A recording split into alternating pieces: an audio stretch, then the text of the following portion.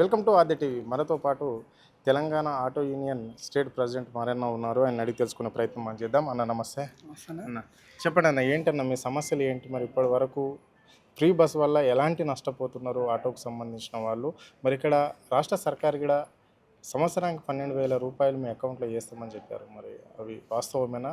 పడుతున్నాయా? డబ్బులు వస్తున్నాయా? రాష్ట్ర సర్కార్ ఇస్తుందా? అదంతా తన అధికారులకు రాని కోసం సర్వ అబద్ధాలాడి ఇవాళ ఈ తెలంగాణ రాష్ట్రంలో మొట్టమొదటిగా మోసపోయిన వర్గం ఏదంటే అది ఆటో రంగం. కాబట్టి మేము ప్రభుత్వం వచ్చిన వెంటనే నువ్వు ఇస్తున్న హామీ అమలు చేయమని చెప్పి మేము డిమాండ్ చేస్తే, మేము కొత్తగా వచ్చినాం, మీరు బీఆర్ఎస్ పార్టీ వాళ్ళు చెప్తే కార్యక్రమాలు చేస్తుర్రు, మాకు కొంత అవకాశం ఇవ్వండి అని చెప్పి మేము చేసిన పోరాటాల మీద ఇదే ముఖ్యమంత్రి చాలా సభలలో కొంచెం దాన్ని మమ్మల్ని చిన్నచూపు చేసి మాట్లాడిన సందర్భాలు, దాన్ని రాజకీయంగా మాట్లాడాడు. 3 సంవత్సరాలు గడిచింది. మేమేమంటున్నామంటే 3 సంవత్సరాలలో ఎన్నో పనులు చేయొచ్చు. 3 సంవత్సరాలలో ఆయన అధికారంలోకి వచ్చిన కడుపులో పడ్డ బిడ్డ కూడా పుట్టి స్కూల్కి పోతుంది. మరి అంత సమయం ఉన్నది. ఒక మానవుడు పుట్టి స్కూల్కి పోతాడు. మరి 3 సంవత్సరాల కాలంలో మేము చేసిన ప్రతి పోరాటానికి మీరు దాన్ని రాజకీయ కోణంలో చూసారు. కాబట్టి ఇక మేము ఇంకేముంది, ఇంకో సంవత్సరం అయితే మళ్ళీ ఎలక్షన్ 3లకే పోతారు. కాబట్టి మేము అన్ని సంఘాలను కలుపుకొని ఆగస్టులో భారీ ఉద్యమానికి శ్రీకారం చుడుతున్నాం. దాంట్లో భాగంగానే ఇలా మా బీఆర్టీయూ రాష్ట్ర కమిటీ ఆటో యూనియన్ అన్ని జిల్లాల అధ్యక్షులను ప్రధాన కార్యదర్శులను పిలిపించి ఇలా రాష్ట్ర కార్యవర్గం తెలంగాణ భవన్లో నిర్వహిస్తున్నాం. మేము తీసుకోబోయే స్టెప్పు ముఖ్యమంత్రి దిమ్మ తిరిగేటట్టు ఉంటుంది. ఎందుకంటే ఇలా పార్టీలు ఏం మాట్లాడినా రాజకీయం అంటుండు. ఇలా మేము ఈ రాష్ట్రంలో 7 లక్షల మంది ఉన్న ఆటో కార్మికులు. బహుశా చాలామంది తెలియని చెప్తున్నా, కార్మిక రంగం అంటే, కార్మిక వర్గం అంటే అధికంగా జనాభా ఉన్నటువంటి రంగం మాదే. ఏ రంగానికి లేదు. ఏ రంగం 20,000, 10,000, 4,000, 3,000, 5,000, లాస్ట్ ఆర్టీసీలో 30,000 ఉంటుంది. అంగన్వాడీ వచ్చి ఒక 60,000 మంది ఉంటారు. మిగతా ఏ రంగం చూసుకున్నా లక్షలలో లేరు. ఒక్కొక్క రంగం, మా ఆటో రంగం ఒక్కొక్క కాన్స్టిట్యున్సీలో 5-6 వేల ఓట్లు ఉంటాయి. కాబట్టి మేము ఆగస్టులో అన్ని సంఘాలను కలుపుకొని జేఏసీగా భారీ ఉద్యమం చేయబోతున్నాం. ఎన్ని చేస్తామో చేసి చూపిస్తాం. ఈరోజు తెలంగాణ భవన్లో మా కార్యాచరణ అంతా మాట్లాడుకొని ప్రకటిస్తాం. కాబట్టి ముఖ్యమంత్రి చెప్పినని పక్కా అబద్ధాలు. 12,000 సంక్షేమ బోర్డు, ఆటో నగరాలు, ఇండ్లే ఇస్తాడు, జాగలే ఇస్తాడు. అవన్నీ మేనిఫెస్టో పట్టుకొచ్చినా ఇప్పుడు మా వాళ్ళకు, మా జిల్లా అధ్యక్షులందరికీ ఒక్కొక్కరికి ఒక కాపీ ఇస్తున్నా. మీరు చెప్పిందే మేము అడుగుతున్నాం, ఏ ఒక్కటి కొత్తగా అడుగుతలేం. రెండోది 5 లక్షల ప్రమాద బీమా దారుణం.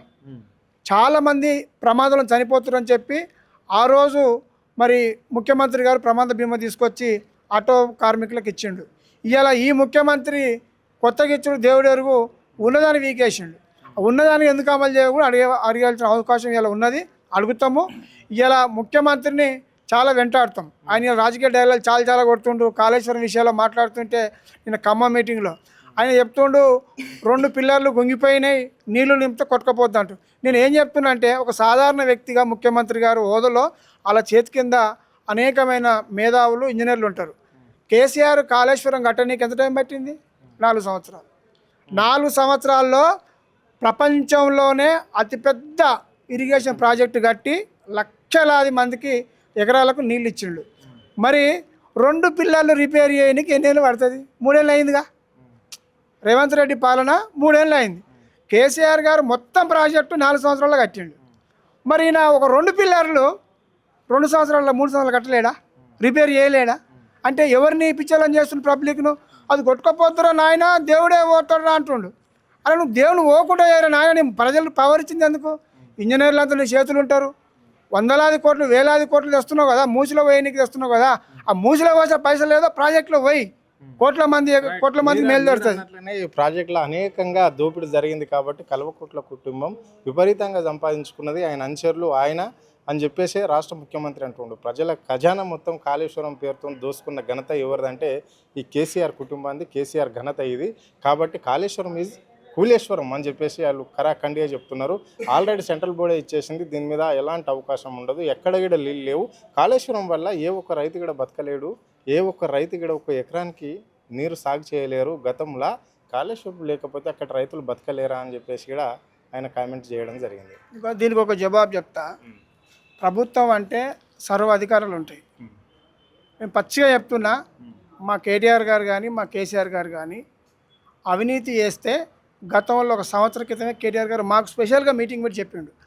మేము మొహమాటం లేకుండా చెప్తున్నాం, అవినీతి చేసిరని నువ్వు ఆధారాలతోటి నిరూపించి అవినీతి చేసిన ఉరిశిక్ష వద్దంటలేము.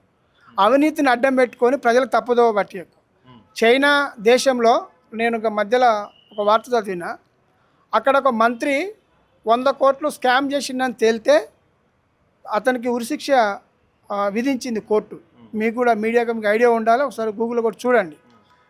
మరి ఇలా తెలంగాణ రాష్ట్రంలో పొద్దాకా ఆయన ప్రచారం చేసిందే అవినీతి పేరుతో ప్రచారం చేసి వ్యక్తిగతంగా డ్యామేజ్ చేసి అధికారులకు వచ్చిండు. అరే భయ్, నువ్వు అధికారులకు వచ్చినాక మరి అదే పాట చెప్తాను.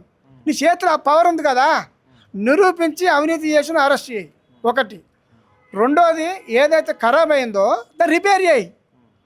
కేసీఆర్ ఇప్పుడు అట్లా అంటే నాగార్జున సాగర్ కాంగ్రెస్ వాళ్ళు కట్టిర్రు, కేసీఆర్ వచ్చి కొలగొచ్చిండా?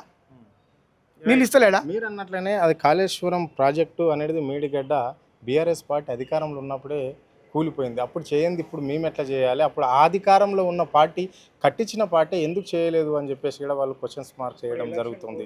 ఇప్పుడు ఓ రాజకీయ పార్టీ ప్రభుత్వం ఏర్పాటు చేస్తుంది. నేను స్వయంగా వెళ్ళినా, మేము కాళేశ్వరం కడతాప్పుడు మా పార్టీ తరఫున పబ్లిక్ అందరూ మేము కూడా పోయి అన్ని మేడిగడ్డ చూసినా, కాళేశ్వరం చూసినా, 3 నదులు ఏదైతే భద్రాచలం కలిస్తే అవి చూసినా, స్వయం చూసిన వ్యక్తిగా చెప్తున్నా, చెప్పుడు కాదు. ఏ చేయాలన్నా నువ్వు చెయ్యి. సరే, కేసీఆర్ గారు చేసింది ఖరాబే. ఆయన 100 బస్తాలు అయితే ఇలా 1000 బస్తాలు అవుతుండొచ్చు. ఆయన 90,000 కోట్లు ఖర్చు అయితే ఇలా ఇంకో 50,000 కోట్లు ఖర్చు అవుతుంది. రిపేర్ చేయడానికి ఎన్ని కోట్లు ఖర్చు అవుతాయి? ఆ ఖర్చు చేసి నువ్వు ప్రజలకు అంది. నువ్వు ఊక పొద్దాక తప్పు అడ్డం పెట్టుకొని చూపిస్తా. నువ్వు పని మొదలు పెట్టావు అనుకో, ఉదాహరణకు 2 పిల్లలు కూలిపోయినాయని నింపితే కూలిపోద్ది అంటుండు. కూలిపోకుండా కావాల్సిన జాగ్రత్తలు నువ్వేం చేసినావు అది చూపి. ఇప్పుడు ఉదాహరణ మేమే మొదలు పెట్టినాం ఈ గతంలో అని చెప్తుండు. ఇప్పుడు అది ఆ ప్రాజెక్టే ఇసుక దిబ్బల మీద కట్టింది. సో ఏ వాటర్ వచ్చి నింపినా కానీ అక్కడ స్టోరేజ్ చేస్తే మాత్రం 100% ప్రాజెక్టే కూలిపోతే దాని పక్క మీద కట్టిన ఇవన్నీ కూడా ఆనకట్టలు కూడా ప్రమాదంలో ఉండే అవకాశం ఉంది అని చెప్పేసి, అందుకే దాన్ని ఓళ్ళో పెట్టవలసి వస్తుంది అని చెప్పేసి రాష్ట్ర ముఖ్యమంత్రి చెప్తున్నాడు. అందులో మళ్ళీ పైగా వర్షాలు పడలేవు కాబట్టి ఎక్కడికి వెళ్ళి నీళ్ళు వస్తే ఏడికెళ్ళి నేను బటన్ ఒత్తాలి, ఏడ కట్టుకొత్తాలి అని చెప్పేసి కూడా ఆయన క్వశ్చన్ చేస్తున్నాడు. నేను ఒక జనరల్ మానవునిగా చెప్తున్నా, నాకున్న నాలెడ్జ్ చెప్తున్నా. ఇప్పుడు ఉదాహరణ, ఇసుక దిమ్మెలు వెనకాల చెరువులు కట్టలు కొట్టకపోతే బస్తాలల్లా ఇసుక నింపి కొట్టుకపోకుండా అడ్డం పెట్టేటోళ్ళు. నేను పోయి స్వయంగా చూసిన ప్రాజెక్టును. ఇప్పుడు 2 అడ్డంగా పిల్లలు వేసినప్పుడు వాగులో ఉసుకుండా పోతే రాళ్ళు ఉంటాయా? ఆ వాగులు ఏముంటే ఉసుకుండా పోతే ఉసుకెళ్ళినా అక్కడ ఇంజనీర్లు. ఇప్పుడు కేసీఆర్కి అట్లే కదా, ఇప్పుడు కేసీఆర్ ఇంజనీర్ కాదు కదా, దానికి నిపులు, దానికి కమిటీ, దానికి చదువుకున్న వాళ్ళు, ఇంజనీర్లు, జాతీయ లెవెల్ పర్మిషన్లు, వాళ్ళంతా పిచ్చోళ్ళ. అక్కడ ఈయన ఇంజనీరా, తెలియకోలేడా? ఇప్పుడు కేసీఆర్ ఒక నాయకుడిగా, ప్రభుత్వ ముఖ్యమంత్రిగా ఆయన ఒక ఆర్డర్ ఇచ్చిండు ప్రాజెక్టు కట్టురాబోయని, కానీ ఇంజనీర్గా పనిచేయలే కదా. మరి అక్కడ ఇసుక పోతే ఏముంటుంది? అవును, ఈ రేవంత్ రెడ్డి అనేది అదే, కేసీఆర్ కన్సందంలో మాత్రమే ఇక్కడ ఈ ప్రాజెక్ట్ నిర్మాణం జరిగింది. ఇంజనీర్లది, నిపుణులది ఎలాంటి సహకారం తీసుకోలేరు. ఆయన ఏం చెప్తే గదే చేశారు కాబట్టి ఈరోజు కూలేశ్వరం అయింది అది అని చెప్పేసి ఆయన చెప్తున్నాడు. అది పిచ్చి మాటలు, అవి అర్థం లేని మాటలు. ఇప్పుడు నువ్వు ముఖ్యమంత్రి అయినావు కదా, నువ్వు ఆదేశించు. సరే, కేసీఆర్ చేసింది, ఇంజనీర్లు తప్పు చేశారు అబ్బాయి అని చెప్పి, అంతకంటే గొప్పలను చైనా నుంచో, అమెరికా నుంచో, జపాన్, జర్మనీ, సింగపూర్కి వెళ్ళి ఇంజనీర్లను తీసుకొచ్చి అవి రిపేర్ చేసి నువ్వు రైతులకు నీళ్ళు ఇచ్చి నీకు ఇవ్వాల్సిన సమయం కూడా ఉంది. 3 సంవత్సరాలు అంటే ఎంత పని చేయొచ్చు? ఇప్పుడు 24 నెలలు సెక్రటరీ కట్టింది కేసీఆర్. ఒక సొంత 70 గజాల ఇల్లు కట్టాలంటే ఏడాది పట్టింది నాకు. 24 నెలల్లో అంత పెద్ద 4, 5, 9 అంతస్తుల బిల్డింగ్ సెక్రటరీ కట్టి తెలంగాణ ప్రజలకు అందించిండు కేసీఆర్. నువ్వు ఏం చేయకుండా నువ్వు ఉట్టిన గాలి మాటలు జనం నమ్మరనేగా, ఊరికి అంత మాట్లాడే బెస్ట్, జనం నమ్మరు. చివరిగా చెప్పండి, ఇక్కడ మొన్న చెప్తున్నాడు కదా, ఇక్కడ అది మదిర సభలో ఇక్కడ రాసి పెట్టుకో కేసీఆర్, మళ్ళా గెలిచేది మేమే, 117 ఇక్కడ కొట్టేస్తున్నాము అని చెప్పేసి అంటున్నాడు. నిన్ను, నీ అనుచరులను, నీ కుటుంబ సభ్యులను ఓడగొట్టడమే ఒక లక్ష్యంగా పెట్టుకున్నాం, మేము నన్ను ఓడిస్తారు ఈ ఖమ్మం ప్రజలు అని చెప్పేసి కూడా చెప్తున్నాడు. ఎట్లా చూస్తారు దీన్ని? నమ్మకం. ఇప్పుడు ఇంకా చాలా టైం ఉంది. ఊర్లలో పోతే ఉరుకుచ్చి కొడతారు. మా ఆటో వాళ్ళమే చాలు, ఊర్లలో పోతే ఉరుకుచ్చుకొచ్చే పరిస్థితి ఉంది. రేపు రమ్మని ప్రచారానికి ఏ పథకం ఇచ్చినా వస్తాడు రమ్మన్. ఏ పథకం ఇచ్చినానో ఎలక్షన్లకు ఏం ముఖం పెట్టుకొని వస్తాడు రమ్మన్. ఏం అమలు చేసినా ఎలక్షన్లకు వస్తాడు ఆయన. ఇప్పుడు కేసీఆర్ గారు అన్న పాత చెప్పుకొని వస్తాం, నువ్వు మేము ఇవన్నీ పెండింగ్ ఉన్నాయి, మేము చేద్దాం అనుకున్నాం కానీ మేము ఇస్తామని వస్తాడు. రైతు బంధు ఇచ్చాడు, నేను కూడా నాకు కూడా ఇంత భూమి ఉంది, 1 ఎకరానికి వేసాడు 3 ఏళ్ళ కాలం వల్ల. ఏడిచ్చాడు? ఎవ్వరికి ఏమి వేయలే. అంటే నేను చెప్తున్నా కదా, మొదటనే చెప్పిన మాటలతోటి కొంచెం అధికారులు ఉన్నారు కాబట్టి జనం నమ్మి మోసపోయారు.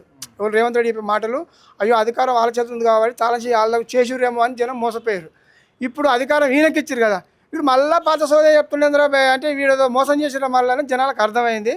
చెల్లయి మళ్ళీ బీఆర్ఎస్ పార్టీ అధికారంలోకి వస్తుంది, జనం అంతా కేసీఆర్ అమ్మటే ఉన్నారు. అన్న చెప్పండి, ఎట్లా చూస్తారు ఇక్కడ ఈ 30 నెలల రేవంత్ రెడ్డి పరిపాలన ఏ విధంగా చూస్తారు మీరు? ఏమి ప్రజలకు అందరికీ ఇస్తాను 6 గ్యారెంటీలే కావచ్చు, వివిధ హామీలు కూడా ఇవ్వడం జరిగింది, మరి ఏం లబ్ధి చేరుకోరింది? ఇది తెలంగాణ गवर्नमेंट जो थी केसीआर साहब, चंद्रशेखर राव साहब की, वो बेहतरीन काम को अंजाम दिया 10 साल के अंदर। ये कांग्रेस गवर्नमेंट आके हर एक ऑटो वाले को परेशानियों का सामना करना पड़ रहा है। कई ऑटो वाले 200 से 250 ऑटो वालों का देहांत होगा, इंतकाल हो गया। आज ये कांग्रेस पार्टी बल्कि ये अपनी पार्टी है, बल्कि ये गरीबों की पार्टी नहीं। किसी अगर गरीबों की पार्टी कोई थी वो हमारे अपने चंद्रशेखर राव साहब थे, हमारे अपने केसीआर साहब थे। बल्कि कोई भी डिमांड मैनिफेस्ट के अंदर केसीआर साहब ने नहीं रखा। जैसे ही गवर्नमेंट फॉर्म हुई, मेरे भाई शादी मुबारक, कल्याणा लक्ष्मी, ये मैनिफेस्ट के अंदर नहीं था, लेकिन हमारे अपने सीएम केसीआर साहब, चंद्रशेखर राव साहब ने बल्कि वो काम करके बताया। मैनिफेस्ट के अंदर नहीं रखे, जैसा शादी मुबारक है, कल्याणा लक्ष्मी है, और ऑटो वालों के लिए भी सबसे पहला जो उन्होंने हमारे लिए तोहफा जो दिया था, वो हमारे अपने लिए टैक्स जो करोड़ों रुपए गवर्नमेंट का माफ़ किया ऑटो वालों के लिए।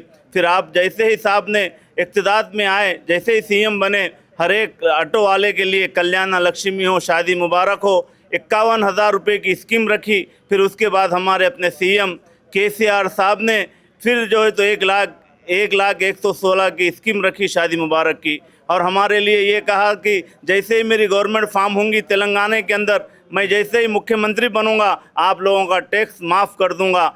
आपकी गवर्नमेंट जो है तो कांग्रेस की आई, बल्कि ऑटो वालों के लिए इतना नुकसान है मेरे भाई। जैसे ही ये कांग्रेस गवर्नमेंट, हमारे अपने सीएम रेवंत रेड्डी साहब बैठे, जब से जो है तो तेलंगाना के अंदर मेरे भाई एक तरह से ऐसी आंधी चल रही है, जो रियल एस्टेट भी है पूरा ख़त्म हो गया। और जो है तो हमारे सीएम रेवंत रेड्डी साहब ने ये कहा था कि भाई जैसे ही मेरी गवर्नमेंट कांग्रेस की फॉर्म होंगी, सबसे पहले मैं हर एक बहन के लिए अब जो है तो 2,500 रुपये की स्कीम दूंगा। उसके अंदर भी ये कांग्रेस गवर्नमेंट फेल हो गई। और मेरे भाई किसान के लिए काश्तकार आज हर एक एकड़ के ऊपर हमारे अपने केसीआर साहब ने 100 एकड़ हो, 150 एकड़ हो, हमारे अपने सीएम साहब, हमारे अपने केसीआर साहब ने दे के बताया। बल्कि ये गवर्नमेंट फेल हो चुकी है। आने वाले दिनों में फिर से जो है तो हमारी अपनी गवर्नमेंट, टीआरएस की गवर्नमेंट इस तरह से फॉर्म होंगी, बीआरएस की तेलंगाना के अंदर हमारे अपने मुख्यमंत्री,